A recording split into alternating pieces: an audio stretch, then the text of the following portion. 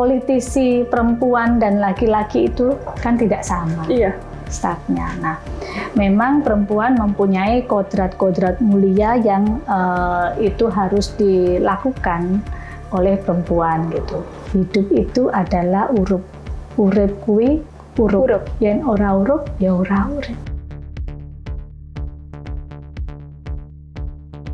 Eva Yuliana membuktikan bahwa seorang perempuan juga bisa turut andil di kursi pemerintahan.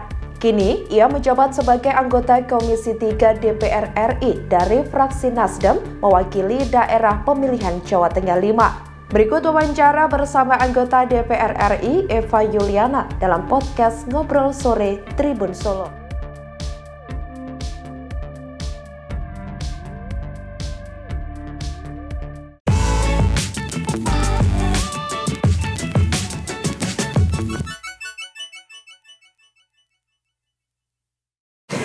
Tribuners, selamat bertemu lagi di podcast Tribun Solo bersama dengan saya Nila Yerda. Seperti biasa, podcast Nila tidak mungkin sendiri saja karena hari ini kebetulan tamu yang hadir ini spesial sekali. Tadi pertama kali datang saya langsung terpesona karena cantik sekali. Tribuners, kita sapa dulu di sebelah sudah ada di depan saya. Ini adalah Bu Eva Yuliana, anggota Komisi 3 DPR RI dari fraksi Nasdem, Dapil Jawa Tengah 5, ya Bu. Iya. Iya, selamat datang Bu Eva. Matur nuwun Mbak Nila. Terima kasih sudah menyempatkan waktu untuk datang ke kantor Tribun News dan kita ngobrol di podcast Tribun Solo hari ini. Dengan senang hati. Ya. Bu Eva, bagaimana kabarnya, sehat ya? Alhamdulillah, pengestunya Mbak Nila dan pengestunya doanya seluruh dulur-dulur yang ada di Tribun News.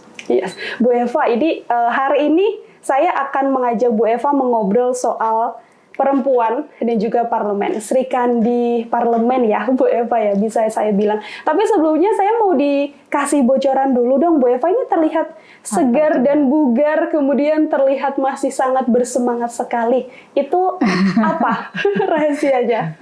Rahasianya yang pertama pasti ya makan, mandi. Seperti biasa. Enggak ada resep khusus sih Mbak.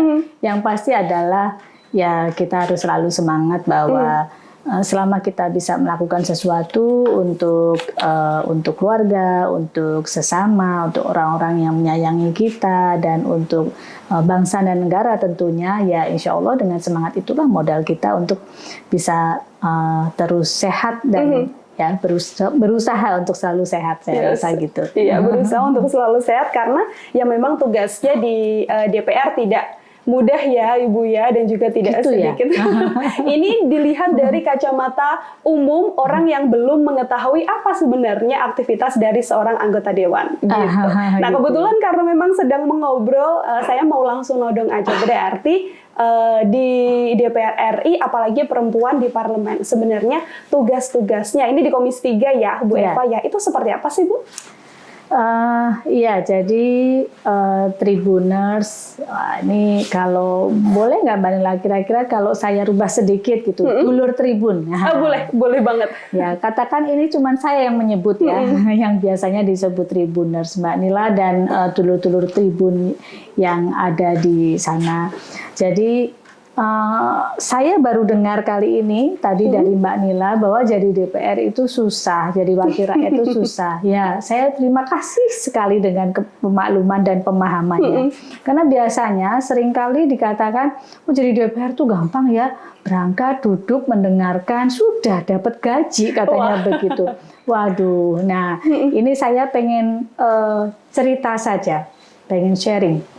Bahwa sebetulnya kita ini wakil rakyat itu atau DPR itu ada tiga fungsi atau tiga peran yang wajib kita lakukan. Yang pertama adalah kita punya fungsi untuk membuat undang-undang, ya, satu itu. Kemudian kedua adalah fungsi kita adalah budgeting. Budgeting itu memberikan anggaran atau membuat anggaran untuk eksekutif, untuk pemerintah. Yang ketiga adalah controlling, yakni pengawasan. Kita mengawasi jalannya pemerintahan. Sudah dikasih anggaran, sudah dikasih regulasinya atau undang-undangnya, maka bagaimana nih pemerintah melaksanakannya gitu. Nah, saya rasa kelihatannya simpel, kelihatannya gampang, mong telu. Yang ternyata dalam mempraktekannya itu ya kalau emang kita ngepen, kayak artinya kita berusaha untuk melakukan itu dengan seamanah mungkin, ternyata emang itu sulitnya luar biasa. Iya. Yang pertama pasti kita harus belajar. Kita harus belajar setiap harinya dalam masa sidang. Nanti soal masa sidang dan masa reses saya cerita kemudian. Kita mesti belajar, kita mesti adaptasi, itu pasti. Kemudian kita belajar. Belajarnya apa? Belajar apa yang sudah dilakukan oleh pemerintah dan apa yang sedang dilakukan oleh pemerintah dan apa yang kira-kira direncanakan oleh pemerintah. Nah, 3 ini harus kita awasi betul, kita pelajari betul. Sing wis dilakoni ki piye? Apik apa ora? Yang sedang dilakukan itu bagaimana? Cocok enggak? Yang akan direncanakan itu bagaimana? Mengaca enggak pada hal-hal yang sudah pernah dilakukan dan sedang dilakukan? Menjadi evaluasi enggak yang sudah-sudah dan kemudian akan direncanakan?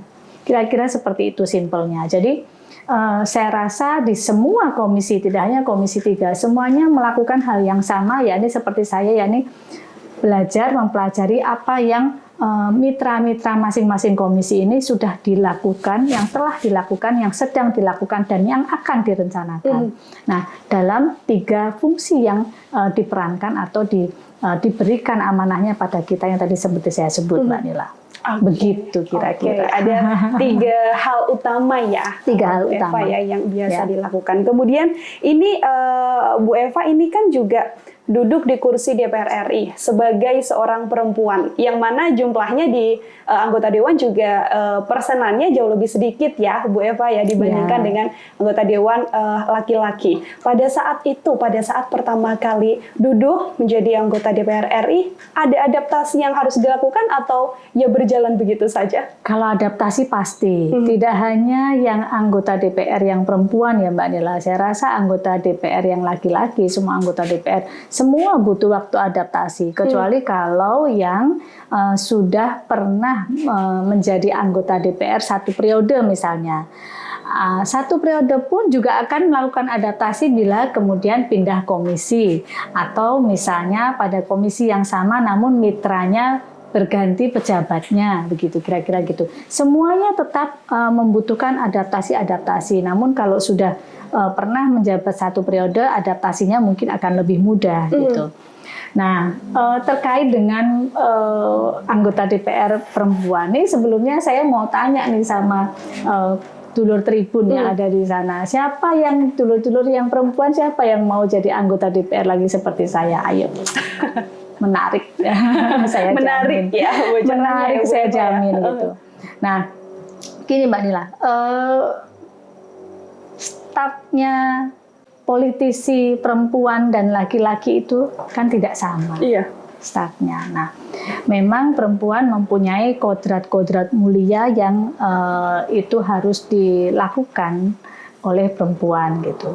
Dan saya rasa itu adalah mulia sekali perempuan memiliki kodrat yang dimiliki oleh oleh tubuh perempuan ya, yang terkait dengan reproduksi. Nah, rasanya itu sangat, menurut saya itu tak ternilai, itu sesuatu yang mulia. Nah, perempuan disibukkan dengan fungsi reproduksinya, fungsi sebagai kodratnya perempuan. Nah, menurut saya ketika perempuan itu melakukan kegiatan-kegiatan, dulu kita sering dengar istilah-istilah perempuan dengan peran ganda gitu ya Mbak ya. Nah, katakanlah masih dengan istilah itu, dengan peran ganda.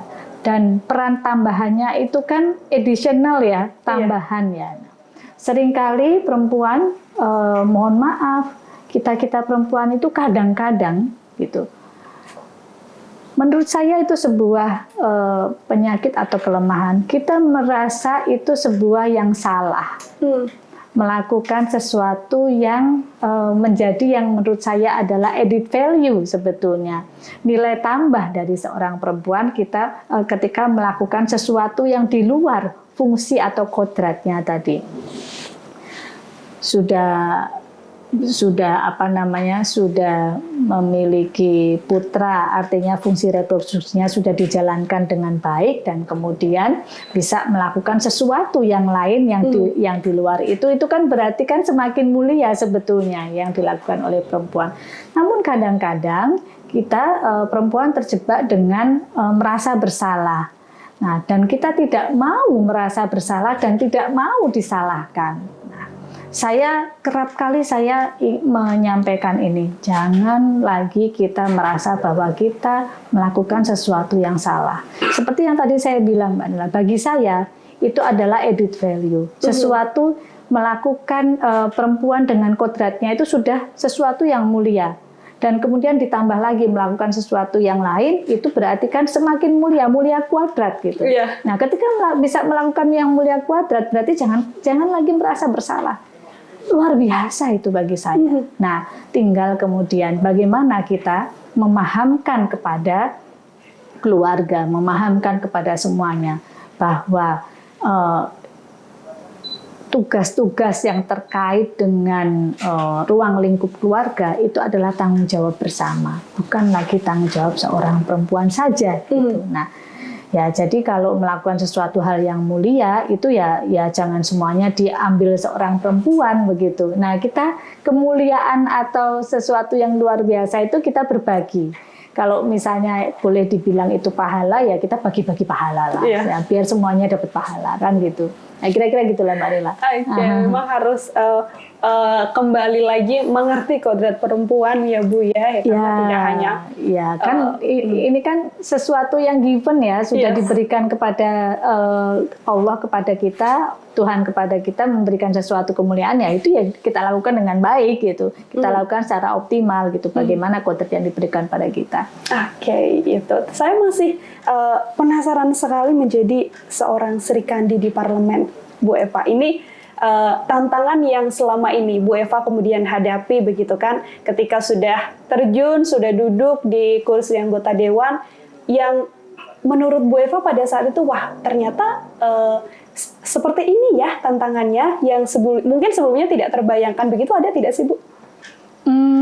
Kalau sebelumnya tidak terbayangkan, saya rasa enggak. Jadi begini Mbak, kalau bicara tentang saya ya Mbak, karena saya ini dulur Tribun, saya ini memang pada saat mahasiswa memang sudah aktif di organisasi kemahasiswaan. Terus kemudian pada saat setelahnya memang kawan-kawan mengajak saya untuk mulai aktif di partai politik begitu. Nah, saya dari Nasdem.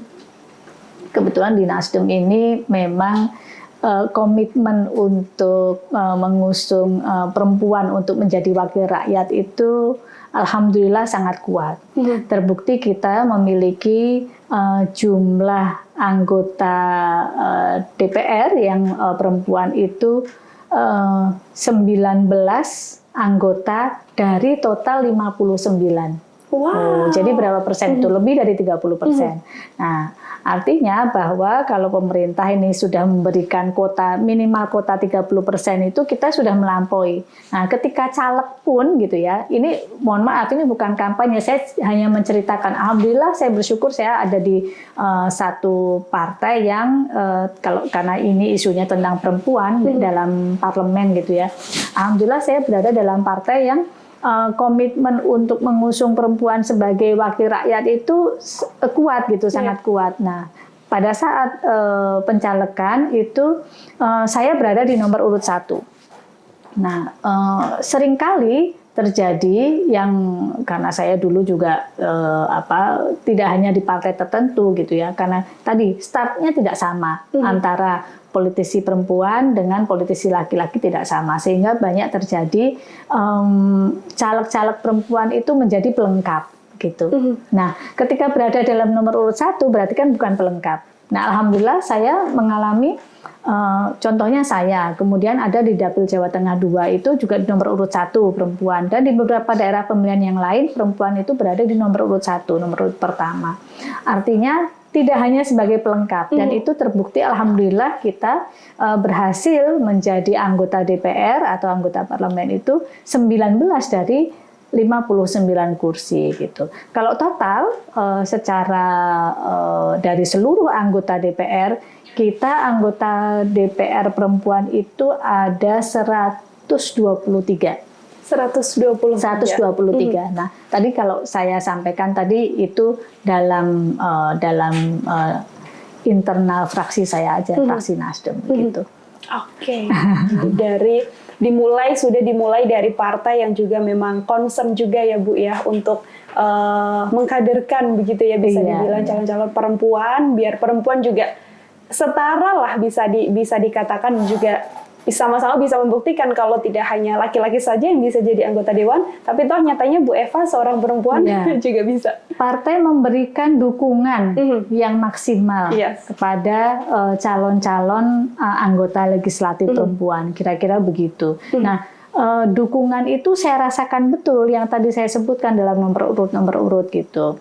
Ya, barangkali Mbak Nila tertarik, ayo sama saya. Menjadi anggota dewan juga ya. Iya. Bu Eva ya, oke.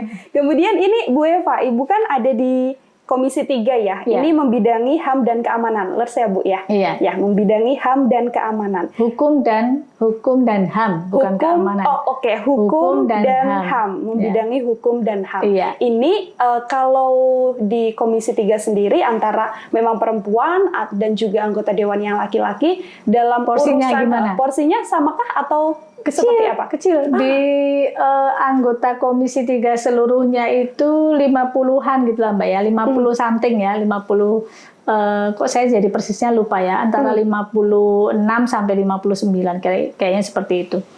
Anggota Komisi 3 yang perempuan itu hanya 5. Hanya 5. Hanya 5. Itu pun sudah bertambah 1. Waktu beberapa tahun belakangan ini, kayaknya yang satu ini kira-kira baru 1 tahun terakhir ini. Sebelumnya dari mulai awal kita hanya berempat perempuan ini. Ya memang komisi yang rada-rada maskulin di tempat saya. Oke, komisi yang rada-rada maskulin, kebanyakan laki-laki, kemudian sekarang jadi 5 itu. Kan namanya perempuan ya Ibu ya, perempuan dan laki-laki, cara berpikirnya juga pasti berbeda. Ada kalanya mungkin yang laki-laki berpikiran tapi ternyata dari sisi Bu Eva dan juga kawan-kawan yang perempuan ada opsi lain yang mungkin bisa dilakukan kalau misalnya dalam pembahasan sesuatu. Apakah itu juga sering terjadi Bu? Kalau sudah dalam kerja, artinya kita menghadapi atau kita sedang berdiskusi atau dalam sidang yang secara profesional, saya merasa dalam komisi saya yang terkait dengan gender mainstreaming gitu, itu sudah selesai. Artinya pemahaman kita tentang dalam tanda kutip kepentingan atau aspirasi soal perempuan, soal anak itu tidak terbedakan antara laki-laki dan perempuan di Komisi 3 ya. Saya merasa itu sudah selesai diskusi soal itu. Jadi mereka pun juga sensitif gendernya juga muncul untuk membahas, karena ini urusannya adalah hukum dan HAM ya. Jadi dalam pembahasan rancangan undang-undang yang kita bahas, ketika ada isu-isu yang terkait dengan isu perempuan dan anak, itu kita pun juga semuanya mendukung. Nah, contoh Mbak. Salah satu mitra Komisi 3 itu adalah kepolisian, ya Polri. Nah, saya jujur saya mengusung dari awal, memang minta kepada Polri dalam hal ini pada saat itu calon Kapolri, karena setiap calon Kapolri itu melakukan fit and proper test itu di Komisi 3. Nah, pada saat fit and proper test di Komisi 3 itulah Bapak Kapolri sekarang, Bapak Jenderal Sigit ini, saya menyampaikan dan meminta kepada beliau, komitmen beliau terhadap karir polisi wanita. Ya, gitu. Jadi saya berharap polisi wanita itu tidak hanya sebagai pelengkap, tidak hanya sebagai penghias, kira-kira begitu Mbak. Nah, alhamdulillah ini diwujudkan dan sekarang ini sudah mulai mulai membaik ya. Artinya ya sekali lagi memang startnya tidak sama, sehingga tidak hanya politisi, ternyata polisi pun juga startnya tidak sama antara polisi wanita dengan polisi laki-laki. Nah, sehingga memang tidak terus kemudian ujuk-ujuk semua ada beberapa pejabat yang langsung jreng jadi semua gitu pejabat polisi wanita, bukan gitu. Tapi memang secara prosesnya sudah dimulai. Nah, satu itu, kedua kemudian ini saya cuma ambil contoh yang Polri aja ya. Kemudian ketika dalam proses pembahasan rancangan undang-undang tindak pidana kekerasan seksual itu, dalam proses itu belum sampai selesai, kita pun juga meminta pada Polri untuk berkonsentrasi betul dalam hal penanganan kasus-kasus pidana kekerasan seksual. Gitu. Nah, alhamdulillah itu pun diwujudkan dengan adanya sekarang ini unit yang menyelesaikan atau unit yang menangani tentang kasus-kasus tindak pidana kekerasan seksual. Itu kalau dulu kan hanya ada pada di bawahnya satuan kalau di tingkat Polres gitu. Nah, sekarang sudah mulai itu proses ini dijalankan. Ini akan menjadi satu direktorat tersendiri satu divisi sendiri di Mabes, kemudian satu direktorat tersendiri di Polda, demikian juga di Polres nanti akan menjadi satu satuan sendiri. Nah, sehingga konsentrasinya fokus dalam penanganan tindak pidana kekerasan seksual itu sudah menjadi satu fokus tersendiri, tidak terbagi. Cuman istilahnya dulu itu gimana ya Mbak, kalau dalam bahasa sederhananya dulu itu hanya bagian. Nah, itu hanya bagian. Misalnya ini itu untuk menangani tindak pidana kriminal misalnya begitu. Ini satu ini. Nah, dulu itu cuma di bagian ini pidana untuk yang menangani pidana kekerasan seksual itu. Nah, kalau sekarang itu sudah berdiri sendiri menjadi satu cangkir sendiri. Kira-kira begitu. Jadi menurut saya ini satu hal yang melegakan. Nah, tadi yang saya kembali kepada pertanyaannya Mbak Nila, bahwa alhamdulillah itu saya temukan di Komisi 3 semuanya sudah mempunyai satu pandangan yang sama gitu. Oke, jadi mempermudah visi dan juga misinya juga sudah sama-sama jalan ya Bu, tidak yang kemudian membahas soal problem perempuan dan laki-laki lagi, tapi sudah next level lah ya, apa yang kemudian jadi problem. Kita nggak perlu lagi mengeluarkan effort untuk memahamkan pada anggota DPR atau anggota Dewan yang laki-laki bahwa ini seharusnya ini aspirasi perempuan sudah nggak lagi gitu. Ya, mereka sudah kawan-kawan yang anggota DPR laki-laki sudah memiliki pandangan yang sama. Namun demikian, tetap kita harus membutuhkan sensitivitas yang lebih dalam anggota DPR yang perempuan itu sendiri dengan mengamati hal-hal yang terkait dengan isu perempuan dan anak.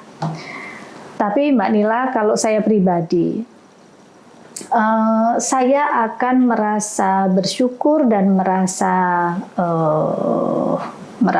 bangga ya ketika saya sudah bisa tidak lagi hanya meneriakkan tentang aspirasi-aspirasi yang terkait dengan perempuan dan anak saja. Namun kita ada di sana, saya dan mungkin kawan-kawan anggota DPR perempuan yang lain ada di sana itu bukan hanya untuk rakyat perempuan saja. Kami di sana sudah mewakili seluruh rakyat Indonesia. Jadi aspirasi yang harus kami usung, aspirasi yang harus kami perjuangkan itu bukan hanya kepentingan perempuan dan anak saja, namun adalah kepentingan rakyat bangsa Indonesia. Oke, tidak perempuan saja, tapi sudah kepentingan seluruh rakyat Indonesia. Iya, betul. Iya. Adapun saya ini perempuan, kalau kemudian saya lebih sensitif terhadap isu-isu yang terkait dengan perempuan itu adalah sesuatu yang wajar gitu. Namun bukan hanya itu saja. saja yang harus kami menjadi kewajiban kami. Kewajiban kami adalah bagaimana kami mengemban amanah rakyat Indonesia yang terdiri dari laki-laki, perempuan, dewasa dan anak-anak. Oke, begitu. Kemudian Bu Eva boleh kalau misalnya Bu Eva mau sambil minum, Mbak Nila tahu kalau saya haus. boleh sambil minum sambil saya tanya juga nih Bu Oke. Eva. Ini di Komisi 3 terutama ya, ini ada 2 bidang yang kemudian dijadikan concern begitu di dalamnya. Ini ketika ada di Komisi 3, Bu Eva apakah menemukan mungkin problems yang kemudian ini sepertinya problems yang kompleks yang saya rasa harus benar-benar dijadikan problems yang harus segera diselesaikan begitu Bu, atau dijadikan bahasan yang concern. Ada tidak sih Bu yang Ibu temukan? Sorry, saya belum bisa memahami maksudnya Mbak Nila. Ini di 2 bidang, kan tadi di Komisi 3 adalah HAM dan juga hukum. Hukum dan yang HAM, artinya di dalamnya masalah-masalah mungkin yang terjadi di bidang HAM dan juga hukum kan pasti banyak, dan juga ada mungkin problems yang sepertinya ini problems yang kompleks dan harus segera diurus begitu, Bu Eva. Oh ya, baik. Jadi gini Mbak, kalau terkait dengan rancangan undang-undang, kita memang sudah ada DPR secara menyeluruh ya, sudah ada ketetapan setiap tahunnya itu adalah prolegnas. Prolegnas itu mana-mana rancangan undang-undang yang menjadi yang harus diprioritaskan. Nah, secara nasional. Nah, itu memang sudah ada 1, 2, 3 gitu ya ininya isunya atau rancangan undang-undangnya. Nah, itu kemudian dibahas dalam internal komisi masing-masing. Nah, kita juga sambil setiap kita dalam masa sidang dan masa reses, kita itu kan setiap harinya kita menerima aspirasi masyarakat ya. Baik itu di semua lapisan masyarakat kita terima. Nah, ini kemudian nanti pada awal masa sidang itu dalam rapat internal komisi itu aspirasi-aspirasi ini kita sampaikan. Dan kemudian nanti kalau misalnya ada isu yang kemudian itu terkait dengan rancangan undang-undang yang sudah masuk dalam prolegnas ataupun misalnya belum masuk namun ini menjadi aspirasi dari pemerintah yang diajukan oleh DPR, nah itu kemudian kita bahas, ya begitu. Nah kemudian dalam rancangan undang-undang itu sendiri itu juga ada yang itu adalah aspirasi dari DPR. Nah, aspirasi dari DPR itu sumbernya adalah tentu aspirasi dari masyarakat yang disampaikan kepada DPR dan kemudian DPR itu kita tuh memiliki yang namanya badan legislatif. Badan legislasi atau kita singkat Balek. Nah, Balek ini yang kemudian juga akan menggodok aspirasi-aspirasi ini yang terkait dengan rancangan undang-undang untuk menjadi sebuah rancangan undang-undang yang nantinya masuk pada tahapannya akan dibahas di komisi masing-masing. Demikian juga di perkomisi gitu. Nah, kalau mungkin saya harus cerita ya Mbak. Tadi di awal sebetulnya saya harus cerita. Jadi kami ini memiliki 2 masa kerja. 1 masa sidang yang kurang lebihnya 6 minggu dan kemudian masa reses. Dan setelah masa reses 1 bulan itu dilanjutkan masa sidang lagi. Nah, masa reses itu mungkin orang bilang masa reses itu liburan ya. Tapi sebetulnya kami ini tidak libur. Karena dalam masa reses itu kami dituntut untuk atau kami diberikan waktu oleh negara ini untuk bisa berkomunikasi dengan konstituen. Untuk konstituen bisa menyampaikan aspirasinya kepada kami gitu. Aspirasi itu bukan sekedar kemudian kadang aspirasi itu disalahartikan dengan meminta sesuatu kepada anggota DPR, bukan. Tapi aspirasi adalah menitipkan amanah kepada anggota DPR agar hal-hal yang terkait yang ada di masyarakat ini bisa terselesaikan dengan baik. Nah, misalnya begini, misalnya ada kejadian sesuatu karena kami terkait dengan hukum dan HAM, ada kejadian sesuatu yang di masyarakat yang menuntut kalau dalam bahasa saya merindukan keadilan, merindukan keadilan yang terkait dengan integrated criminal justice system. Jadi kami ini punya mitra Mbak, Komisi 3 punya mitra, itu tadi yang saya sebutkan, ada Polri, ada Kejaksaan, kemudian ada KPK, ada Kementerian Hukum dan HAM, ada BNN di sana, terus kemudian ada BNPT, ya, terorisme, kemudian ada PPATK, Sekretariat Mahkamah Agung, Sekretariat Mahkamah Konstitusi, kurang lebihnya itu. Saya mungkin harus buka ini undang-undangnya biar nanti lebih tepat. Tapi kurang lebihnya itu menjadi mitra kami. Nah, dalam mitra kami ini ada yang disebut Integrated Criminal Justice System. Nah, mereka melakukan proses hukum ini secara Integrated Criminal Justice System. Di situ ada polisi, di situ ada kejaksaan, di situ ada pengadilan. Oh ya, tadi saya belum sebut. Oh sudah ya, Sekretariat Mahkamah Agung. Nah, di situ ada pengadilan tinggi, ada pengadilan negeri. Nah, ini tergabung dalam Integrated Criminal Justice System, sebuah proses dalam penyelesaian hukum yang terkait dengan kriminal, gitu ya. Nah, ketika kami reses, mungkin kami bisa mendapatkan sesuatu kejadian yang ada di daerah pemilihan yang terkait dengan kerinduan akan keadilan tadi. Nah, disitulah kemudian kami proses ini. Kita tanyakan kepada mitra-mitra kami yang terkait dengan tadi Integrated Criminal Justice System. Ini gimana? Ini kok belum jalan? Ini sudah lapor ke polisi nih, kenapa ini belum dijalankan? Kenapa sampai sekarang masih belum ada proses tindak lanjutnya? Misalnya seperti itu. Atau mungkin ini sudah ini ada satu hal di proses di pengadilan, kenapa hakimnya seperti ini, Bu? Atau misalnya kenapa ini proses ini, kenapa jaksanya seperti ini, Bu?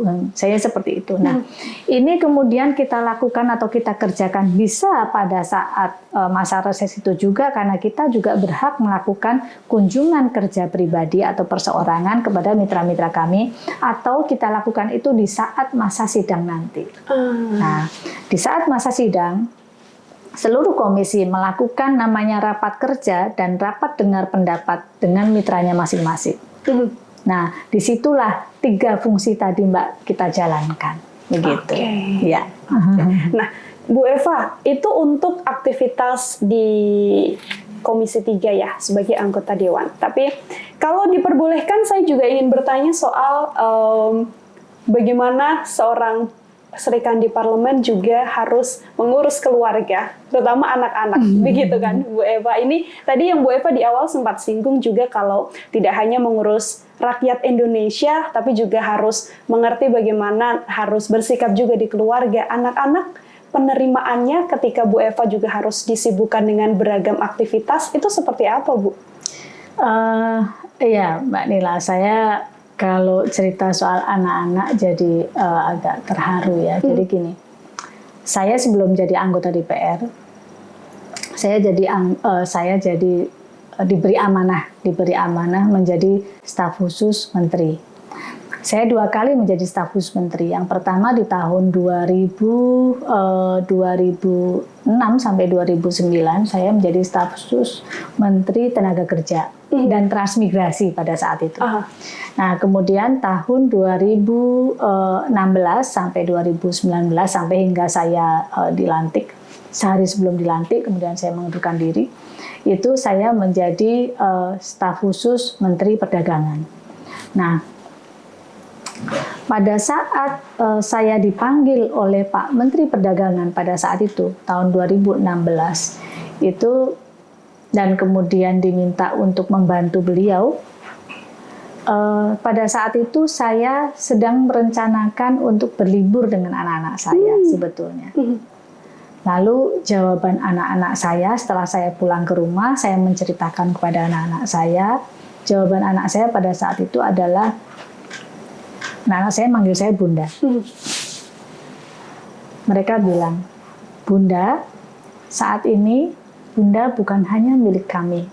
Saat ini Bunda adalah milik negara. Jadi lakukan sesuatu yang prioritas adalah negara.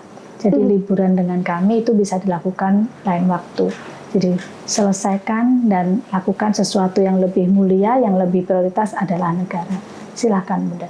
Jadi dengan kalimat anak-anak ini, saya merasa keikhlasan anak-anak saya terhadap saya luar biasa. Sehingga itu terlihat, ya memang keluarga ini kan support system ya. Iya, betul sekali. Support system. Ya, alhamdulillah saya bersyukur sekali saya diberi anak-anak yang kemudian bisa menerima saya dan mendukung saya untuk melakukan sesuatu, dan itu disampaikan dengan pernyataan yang lugas bahwa Bunda, saat ini Bunda bukan hanya milik kami, Bunda adalah milik negara. Sehingga lakukan sesuatu yang lebih prioritas, yang lebih utama adalah negara. Silakan liburan dengan kami bisa dilakukan lain waktu, katanya gitu. Dan itu cerminan hari-hari selanjutnya, Mbak. Setelah itu ya memang anak-anak, alhamdulillah saya disupport betul oleh anak-anak, sehingga support sistemnya berjalan, dan ibu saya juga sedemikian mendukungnya saya, adik-adik saya dan lain sebagainya, sahabat-sahabat saya. Dan semoga ini menjadi sesuatu yang bermanfaat untuk bangsa dan negara. Statement anak-anak itu juga kemudian muncul dari mereka sendiri kah, Bu Eva? Iya. Nggak ada skenario sama sekali. Jadi ya sudah, saya cerita kalau dipanggil Pak Menteri kemudian menyampaikan ini, anak-anak ya oke, Bun. Mulai saat ini Bunda bukan hanya milik kami, dan itu keharuan yang luar biasa bagi saya ya, yang disupport oleh anak-anak sedemikian besar. Semoga saya bisa mengemban atau memegang amanah dari anak-anak saya, dan tentunya amanah dari masyarakat kepada saya. Iya, sudah masyarakat nomor 1, kemudian juga beriringan dengan restu ya, Bu Eva, bisa dibilang dari anak-anak juga untuk melakukan segala aktivitas di anggota Dewan. Mbak Nila seorang perempuan, saya yakin Mbak Nila bisa merasakan ketika kita disupport luar biasa oleh anak-anak gitu ya, yang merelakan emaknya untuk sebagian waktunya, ya mungkin malah sebagian besar waktunya tidak untuk mereka, itu kan sesuatu sekali untuk kita itu. Iya, betul. Gitu. Lagi memang perempuan membahas anak suka happy tapi juga haru ya, Bu Eva ya, namanya membahas. Biasanya kalau Bu Eva penat di pekerjaan, biasanya pelariannya kemana, Bu? Kemana ya, Mbak? Bagi saya ya sudah, saya dengan anak-anak, saya dengan sahabat-sahabat, kita duduk-duduk bercanda, ngopi, itu juga sudah menghilangkan satu kepenatan gitu. Ya melihat ya kita sambil ini aja, Mbak, melihat kelucuan masing-masing. Melihat kelucuan masing-masing, itu hiburan yang luar biasa bagi saya. Berarti tidak ada yang misalnya hobi dilakukan pada saat penat, itu ada tidak sih dari Bu Eva? Nggak ada hobi tertentu ya, Mbak. Misalnya saya ditanya, saya suka mendengar musik tapi saya nggak bisa nyanyi. Ya mungkin bisa untuk konsumsi sendiri ya. Untuk konsumsi sendiri gitu ya. Ya itu pun juga bisa membantu kepenatan. Yang penting bagi saya adalah suasana yang riang, suasana yang bahagia bersama orang-orang yang kita sayangi dan menyayangi kita, itu menurut saya itu yang kita rindukan. Ya, betul. Bisa ngobrol dan tertawa bersama, itu sudah bagian dari menghilangkan penat dari Bu Eva ya. Oke, baik. Bu Eva, ini karena di Komisi 3 bidangnya juga HAM dan Hukum, dan kalau kita lihat di remaja ini, itu kan memang sedang ramai sekali ya, Bu Eva ya, di anggota kepolisian, apalagi memang sepertinya ini apa bisa dibilang ya, di Bapak Kapolri sendiri rasanya mendapatkan hadiah tugas itu sebetulnya banyak sekali, dimulai dari banyak kasus yang kemudian muncul. Bu Eva di Komisi 3 yang juga terlibat langsung di polisi, seperti apa Bu melihatnya? Itulah ya, pastinya kita prihatin ya Mbak, pastinya kita prihatin.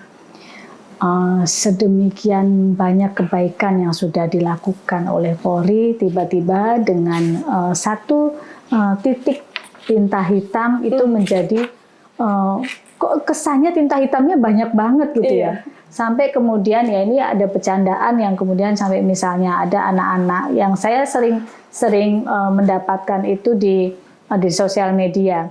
Ada anak-anak yang belajar membaca.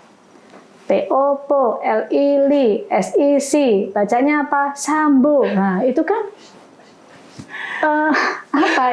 ini yang tadi saya bilang, kebaikan yang luar biasa dilakukan oleh Polri. Coba, anggota polisi itu Mbak Nila, dari mulai buka mata sampai mata terpejam, pada saat mata terpejam pun mereka juga masih kerja. Ya, karena polisi ini 24 jam. Kalau andaikan dalam satu hari itu bisa nambah jamnya, mungkin nggak ada berhentinya juga gitu ya. Tidak ada kata libur juga dalam polisi. Dan semuanya juga banyak sekali hal yang diamanahkan atau diberikan. Saya mau bilang dibebankan, kesannya kok kayaknya berat banget, tapi memang sebetulnya juga berat. Saya merasakan sendiri. Artinya saya tahu sendiri ya. Banyak hal yang dipercayakan oleh Bapak Presiden kepada Polri, dan alhamdulillah itu juga sebetulnya berjalan dengan baik. Kita mengalami masa pandemi cukup lama, ya kan, kemarin ini, walaupun sekarang juga belum tuntas betul gitu, tapi alhamdulillah sekarang sudah membaik. Pada saat masa pandemi, coba beban yang diberikan kepada Polri adalah memberikan vaksin. Sebelum memberikan vaksin, bagaimana mencari atau mendeteksi klasternya dan lain sebagainya, sampai kemudian bagaimana mengamankan ya agar tidak berkerumun dan lain sebagainya. Tahapan selanjutnya adalah ketika ada vaksin, memberikan vaksin. Vaksinnya digenjot, gimana caranya Polri bisa mendistribusikan vaksin secara masif. Setelah itu Polri diberikan tugas untuk gimana kasih booster. Setelah dikasih tugas soal terkait manusia, masih lagi Polri dikasih tugas untuk memberikan vaksin pada hewan, kepada kemarin yang berkuku itu, hewan berkuku, dan lain sebagainya. Bantuan untuk bantuan tunai langsung untuk para pedagang itu juga sebagian dilakukan oleh Polri gitu. Saya kan yang membuat anggarannya, tidak ada anggaran operasional yang diberikan pada Polri untuk melakukan vaksin dan lain sebagainya sebetulnya. Jadi ini adalah tugas tambahan. Tapi pada saat kita pandemi itu kan sense of crisis-nya semua orang itu kan dituntut ya. Iya, betul. Demikian juga Polri. Nah, kebaikan yang sudah dilakukan Polri sedemikian besar itu seolah habis dengan setitik tinta hitam. Dan seolah-olah setitik tinta hitam itu menjadi tinta hitamnya segede gajah gitu. Ini jadi ngomongin gajah deh. Ya, maksud saya saking besarnya orang melihat, oh polisi ternyata begini, ternyata begitu gitu. Ya, tapi lupa dengan kebaikan-kebaikan atau hal positif yang sudah dilakukan oleh Polri. Tentu ini PR besar yang dilakukan oleh yang menjadi ada di pundak Pak Kapolri. Namun saya memberikan apresiasi dan angkat jempol, nggak cukup rasanya jempol dua saya berikan oleh Pak Kapolri, karena Pak Kapolri berani melakukan bukan hanya terobosan, namun tindakan-tindakan tegas yang itu menindak di tubuh beliau juga. Artinya tubuh beliau itu tubuh Polri gitu ya. Beliau katakan dengan tegas, ketika Anda salah ya harus ditindak secara tegas dan kemudian diproses hukum dengan seadil-adilnya, tanpa ada intervensi atau bagaimana untuk meringankan hukum yang harusnya diberikan kepada orang yang bersangkutan atau oknum yang bersalah itu.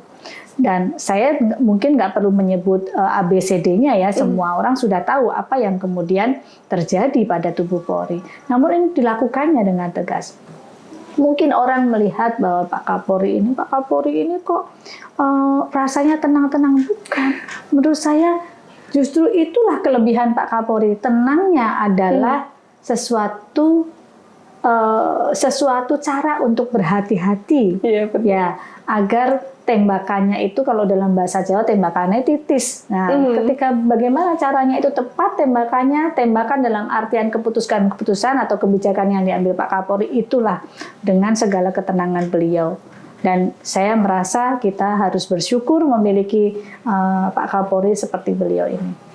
Oke, ini banyak ya Bu ya kasus dari yang ex-Kadif Propam, kemudian masih berlanjut, yang kalau bisa saya sebutkan ada yang kemarin kasus Kanjuruhan juga melibatkan kepolisian, yang terbaru ada Irjen juga yang terkena narkoba. Kemudian ini semakin membuat kepercayaan publik pada kepolisian semakin turun.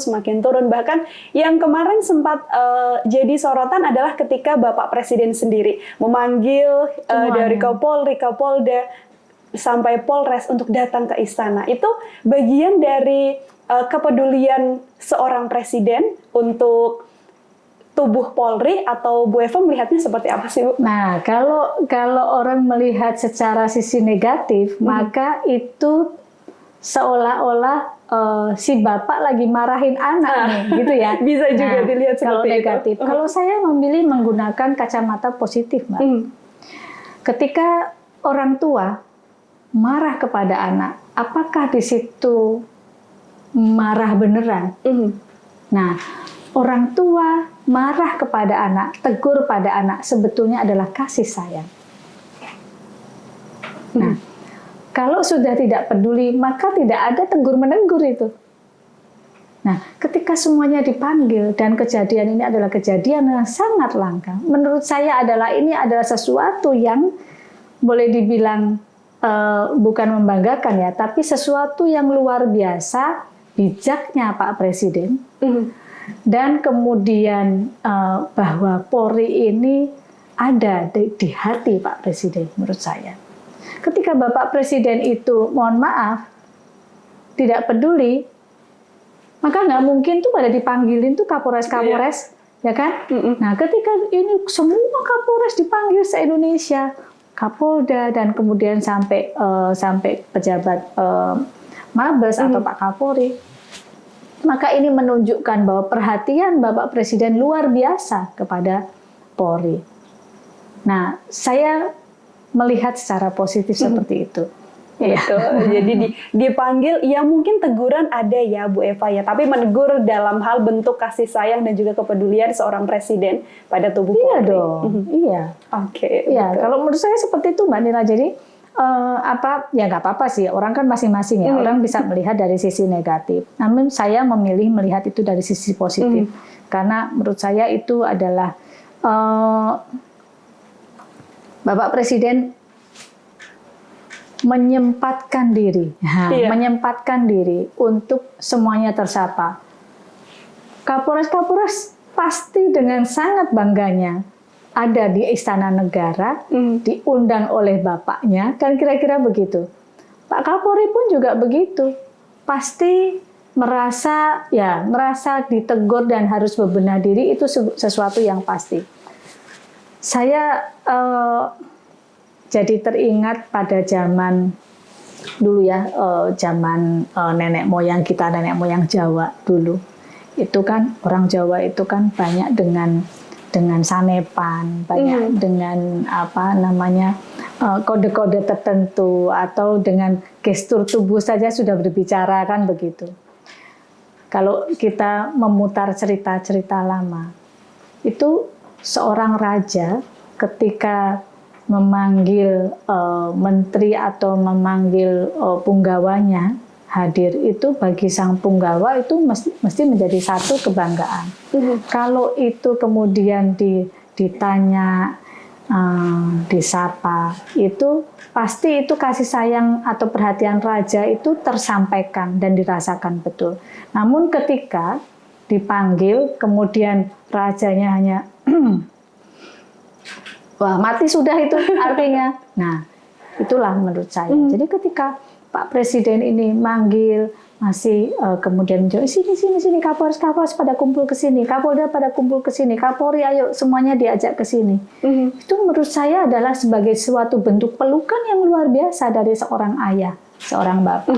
Oke, betul sekali Bu Eva. Ini selain itu, ini yang juga Pak Kapolri nih, lagi-lagi Pak Kapolri juga berkali-kali setelah ada beberapa kasus besar yang membuat kepercayaan publik turun, sekalian Pak Kapolri mengatakan bahwa semuanya harus diberantas. Ada judi online, kemudian ada dan kawan-kawannya ya yang banyak sekali, bahkan pungli dan lain sebagainya. Kalau menurut Bu Eva sendiri, akankah sulit untuk memberantas hal itu di tubuh Polri, Bu?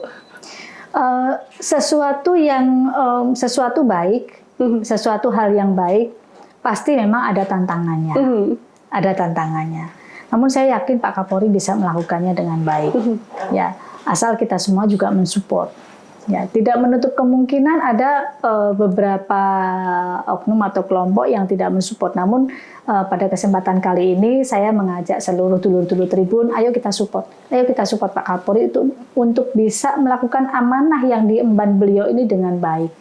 Yang tadi yang disebutkan oleh Mbak Nila, ada memberantas perjudian, ya, baik itu perjudian online maupun offline, kemudian memberantas apalagi tadi pungli dan lain sebagainya gitu. Dan bagaimana benar-benar mewujudkan tumpul tajam ke atas dan tajam ke bawah ya. Saya sudah melihat itu sebetulnya, sudah melihat wujud dari kesungguhan Pak Kapolri untuk mewujudkan tajam ke atas dan tajam ke bawah. Kita sudah buktikan juga ya, walaupun anggotanya ini Jenderal Bintang 2 sekalipun, kalau memang terbukti bersalah maka tindakan itu keras dilakukan gitu. Betul. Nah, mari kita support itu karena sesuatu yang baik itu harus disupport bersama. Betul. Gitu. Sesuatu yang baik harus disupport bersama. Kalau menurut Bu Eva, perbaikan yang saat ini dirasa paling harus dilakukan atau perbaikan paling penting yang bisa dilakukan di tubuh Polri itu apa ya, Bu? Mental. Iya. Nah, dengan perbaikan mental, maka saya yakin segala sesuatunya juga akan merangkak membaik ya. Ya, artinya ketika mental menjadi sesuatu dasar, karakter menjadi sesuatu dasar, menjadi dasar dari segala hal yang akan dilakukan. Gitu.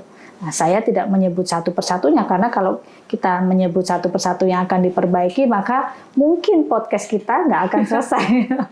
Ada episode akan bersambung ya. Ya, namun menurut saya yang paling mendasar adalah dasar itu sendiri, fondamen itu sendiri. Mari kita perbaiki. Dan itu tidak hanya pada tubuh Polri, namun pada kita semuanya. Mental itu satu hal yang paling penting untuk dilakukan adalah perbaikan mental. Tidak hanya di tubuh Polri, tapi di seluruh bagian ya. Saya ingin ini Mbak, ingin menambah. Jadi saya jadi teringat ketika Mbak Nila tadi mengatakan itu, nantikan apa nih yang kira-kira perlu diperbaiki lagi dalam tubuh Polri. Ada satu riwayat yang menceritakan tentang pasca perang besar yang dilakukan oleh Rasulullah SAW pada waktu itu. Nah, setelah perang itu dimenangkan oleh pasukan Rasulullah. Setelah menang, kemudian Rasulullah menyampaikan kepada pasukannya, menyampaikan pada para sahabat, setelah ini kita akan menghadapi peperangan yang lebih besar lagi. Pada kaget. Perang apa lagi Rasulullah? Karena kita sudah selesai dengan peperangan yang sangat besar dan kita alhamdulillah menang. Gitu. Perang apa lagi Rasulullah yang harus kita lakukan? Ya, perang yang akan kita lakukan setelah ini adalah peperangan yang jauh lebih besar dan kita harus memenangkannya. Dan ini berat. Apa itu Rasulullah? Kita memerangi nafsu kita sendiri. Ya.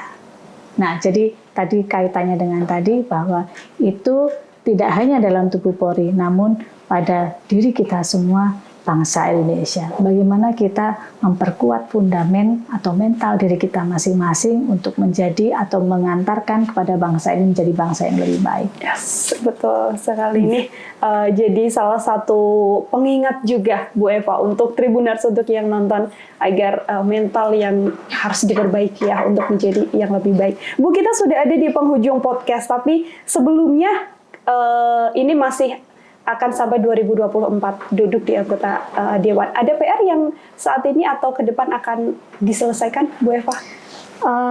Ya Mbak, guru saya pada saat saya memulai aktivitas saya dalam dunia politik, baik orang tua saya maupun guru saya, Bapak Kiai Dian Nafi almarhum, menyampaikan satu pesan kepada saya. Kelihatannya simpel, satu kata, manfaat. Manfaat. Ya, jadi kalau dalam istilah Jawa atau peribahasa Jawa itu urip iku urup. Urip iku urup. Urip iku urup. Yen ora urup ya berarti ora urip. Nah, namun maknanya sangat dalam. Nah, demikian juga kaitannya dengan saya ada pada posisi sekarang. Artinya bahwa saya mempunyai satu amanah yang ini membutuhkan masa yang panjang. Tidak hanya hari ini dan tidak pada periode DPR saja, namun masa yang panjang dalam sepanjang hidup saya dan hidup kita semua. Bahwa hidup itu adalah urup. Urip kuwi urup. Yen ora urup, ya ora urip. Demikian juga manfaat. Ketika kita tidak bisa memberikan manfaat, maka rasanya tidak ada gunanya hidup itu. Sehingga apa yang dikatakan hidup adalah bagaimana kita bisa menebarkan manfaat untuk sesama. Menebarkan manfaat untuk sesama. Bisa saya kutip, urip kui urup, ya. Yen ora urip, yen ora urup, ya ora urip. Ya ora urip. Ya. Oke, itu jadi salah satu apa ya bisa dibilang itu jadi salah satu pegangan dari Bu Eva selama ini. Insya Allah. Oke. Sekaligus Bu Eva ini sekaligus closing statement, sekaligus mungkin boleh disampaikan. Tadi Bu Eva sempat mengajak saya Tribuners, siapa tahu saya tertarik untuk menjadi anggota Dewan kan begitu ya Bu ya. Tapi mungkin ada Tribuners nih yang sekarang sedang menonton. Ternyata setelah mendengarkan kita, wah semakin ingin menjadi anggota Dewan begitu kan. Meskipun seorang perempuan tadi dari cerita kita yang luar biasa ini menjadi salah satu keyakinan mereka juga untuk menjadi anggota Dewan. Apa yang mau disampaikan, Bu? Boleh di kamera? Ya, dulu Tribun, jadi seperti tadi yang saya bilang, urip kui urup. Yen ora urup ya berarti ora urip. Jadi bagaimana kita menebarkan manfaat untuk sesama, menebarkan manfaat untuk keluarga yang kita cintai, dan menebarkan manfaat untuk bangsa Indonesia. Nah, ketika kita menjadi seorang politisi, maka kemuliaan seorang perempuan itu insya Allah bertambah. Karena apa? Karena dengan politisi itu kita bisa memberikan masukan-masukan, aspirasi pada kebijakan-kebijakan yang diambil oleh parlemen dan kemudian akan dilakukan oleh pemerintah. Oleh karena itu, siapa dulur Tribun yang ada di sana, kalau tertarik untuk menjadi politisi, untuk bisa lebih bermanfaat untuk bangsa Indonesia, mari bersama saya.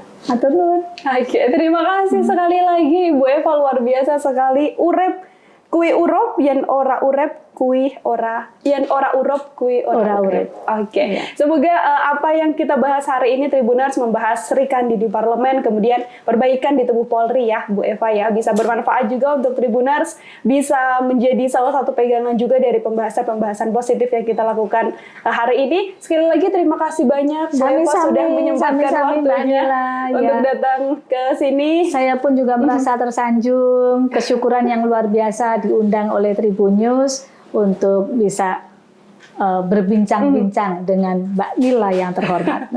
Ya, terima kasih sekali lagi, sekaligus saya pamitan juga Tribuners, kita ketemu lagi di podcast selanjutnya dengan narasumber-narasumber lainnya yang pastinya luar biasa juga. Jadi tetap tonton terus podcast Tribun Solo hanya di kanal YouTube Tribun Solo. Wassalamualaikum warahmatullahi wabarakatuh. Waalaikumsalam warahmatullahi wabarakatuh.